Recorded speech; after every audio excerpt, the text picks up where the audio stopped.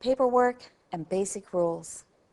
Every lawsuit or every court case starts with documents, also called papers or paperwork, being filed with the court clerk. What is surprising is that you have to do your own paperwork. Nobody at the court will do it for you. It makes sense that if you have a problem, you could go to the courthouse, tell someone your story, and that person would know what paperwork to fill it out and do it for you, and all you would have to do is sign it. It only works that way if you have an attorney representing you, because you pay your attorney to do it for you. But if you don't have an attorney, you have to do it for yourself. The court staff are not allowed to do it for you. It would be unfair if they helped you but not the other side. And some people think it is a form of practicing law to tell you which form you need. Most of the time, you have to fill out the form or write out the order that the judge makes in the case after you go to a hearing. So you might as well learn some of the basic rules about preparing your paperwork at the beginning so that you will be off to a good and strong start. There are some very basic rules about paperwork that if you know them up front, it will make writing your papers easier. If you do your paperwork well, the judge will better understand what you are trying to say or what you are asking the judge to do for you. If you're not able to give the judge enough information or the right information and ask for what you want the judge to do, you may end up losing or getting tossed out of court. Remember when you wrote those reports in school? The teacher always told you to write legibly and in blue or black ink and to be neat and tidy. That's still important here. If your writing is hard to read, then find a way to get it typed or done on a computer. Ask a friend if your writing is easy to read. If you have any doubts, get it printed. Use blue or black ink, not your kids' crayons or gel pens. You are trying to communicate. Make it easy for the reader to get what you are trying to say. There are two types of paperwork. One is judicial counsel forms, which are printed forms, or pleading paper. We're going to talk about forms first. If there is a form available, then you must use it, except when the form is optional. You'll be able to find out whether it's mandatory or optional because that is indicated in the tiny print in the bottom left corner of the form. Pleading paper is to be used only when there is no mandatory form. Forms are really handy because they have already printed a lot of the words you need to include, especially the legal mumbo-jumbo. Also, you can learn a lot about what you need to do just by reading the form. You can get forms by downloading them off the internet or by going to the clerk's office and buying some. Some libraries have books of forms that you can copy. One of the problems for you is to know which forms to get, and that's where going to the clerk's office might be more helpful for you. It is helpful to know that all forms have a title and a number. For example, a family law income and expense declaration is also known as FL 150, and the findings in order after hearing, just shown, is FL 340. Just by looking at a list of the titles and numbers, you can often pick out what you need. Once you have a blank copy of your forms, make another copy to use as your rough draft, so that if you make a mistake, you can erase it or cross it out or black it out or white it out until you have a hole in the paper. Once you have your rough draft as good as you can make it, then neatly copy it onto your clean paper. Be patient with yourself. Writing is hard work, and you might need to make several drafts to get it right. The first page of all forms, some forms are only one page and some are a whole lot of pages, always has a caption. The caption is that part of the first page that is at the top of the page that identifies the case and the parties. Once you have your first caption done right, the only thing that ever changes after that is the title of your document, oh, and your address if you move. I'm going to show you an example and describe the sections for you. At the top left side is a place for your name, address, and telephone number. If you look at the form on the video, you will see that I've made up a name and information to show you where yours goes. Do not use the one on the video, use your own information. The next box down is for the information regarding the court. You will need to know the jurisdiction before you can fill this one in. To find out the name and address of your court, there is a link on the website where you found this segment that you can go to find out the name and address of your court. If you are the one who is doing the very first filing of paperwork in your lawsuit, then that makes you the plaintiff or the petitioner, and you need to know which court to put in this space. Go listen or watch the segment on jurisdiction if you need help with this. Now, if you have been served with someone else's petition or complaint, that makes you the respondent or the defendant. So just copy the court information from their first paper onto yours. The next box down is for the people's names. Because you are involved in this lawsuit, which is also called an action or a matter or a case, that makes you a party. The other people named in your action are also parties. If you are the one who is doing the very first filing of paperwork, you are either the plaintiff or the petitioner. So you put your name beside those words in that box, and you put the other person's names after the words defendant or respondent. If you are the one who has been served with someone else's petition or complaint, then copy how it was done on the first paper. Write the names of all the parties in all capital letters.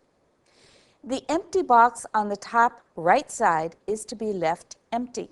When you file your paperwork, the clerk will put a purple stamp there that says filed, endorsed, and the date. You need to leave this box empty.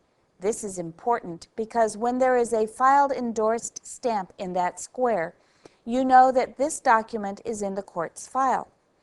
If you have a filed, endorsed copy with you when you go to court and the judge can't find it in the file, then you can loan the judge your copy so that he or she will know that it really was filed and when it was filed.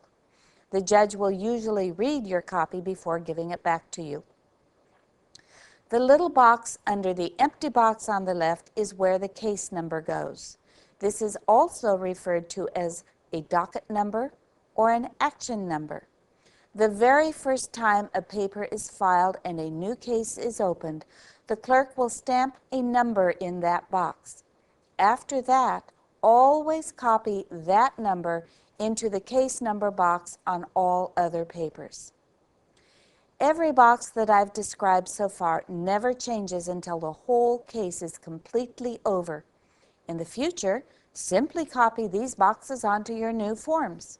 Of course, use some common sense, like if you move, you need to put your new address in the top left box. The next box, to the left of the case number box, is the title of the document.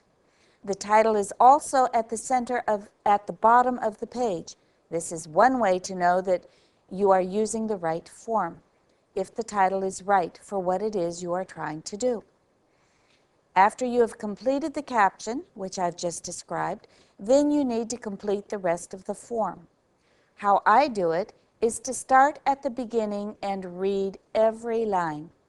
If the information in that line applies to my case, then I mark the box.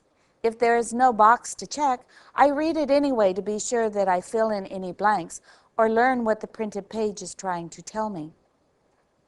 When there are boxes, if you check the box, then the court assumes that that line applies to your case. If you do not check the box, then the court assumes that you want that line ignored and it does not apply. Sometimes I will put a little NA by a line that does not apply, so that the court will know that I read that one and determine that the court should ignore it. When you have finished your entire form, check to see if you need to sign it. If you do, be sure that you do that and that you put in the date. You will probably need to neatly print your name beside or under your signature.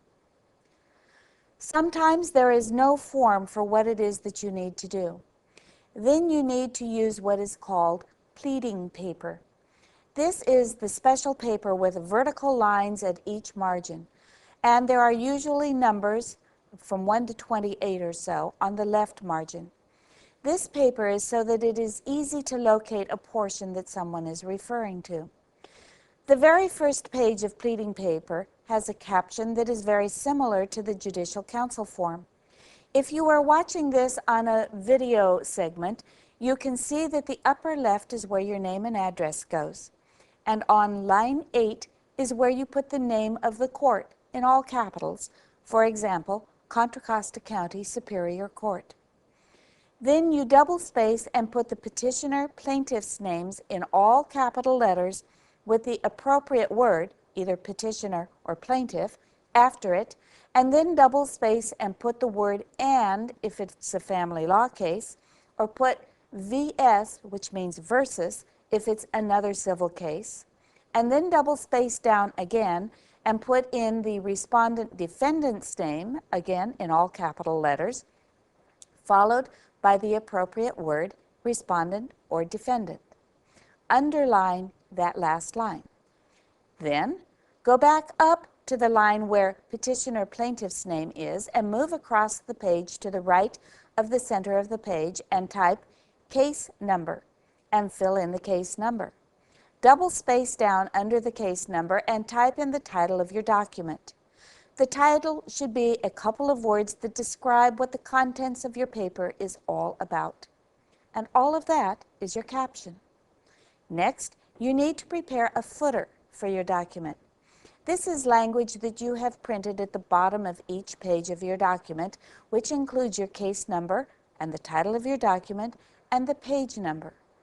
This is so that if your staple comes undone and the wind blows the papers and mixes them up, they can be put back together so the judge can find them easily in the file. It will help you keep them straight too. Once that is done, on the first page, go back to the bottom of the caption and double space down and start writing. When you have all of your paperwork finished, this would be a good time to have a consultation with an attorney, if you can, and ask to have your papers reviewed to be sure you didn't overlook something important or say something that will hurt your case. When you are ready to take your papers to court, first, go get copies made. You will need one for yourself and one for each other party. The court will keep the original.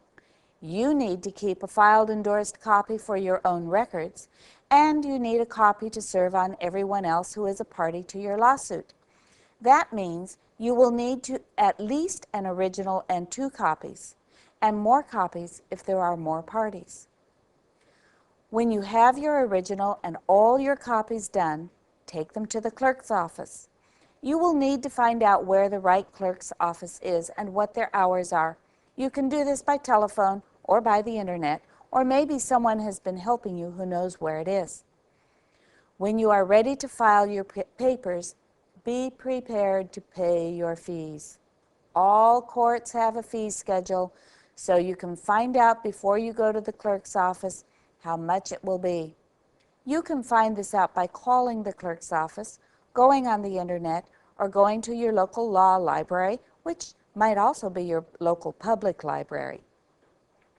If you don't have the money to pay the fees, you can ask for a fee waiver.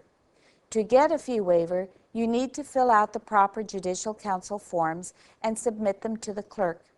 If you make too much money to qualify for a fee waiver, you will need to pay the fees.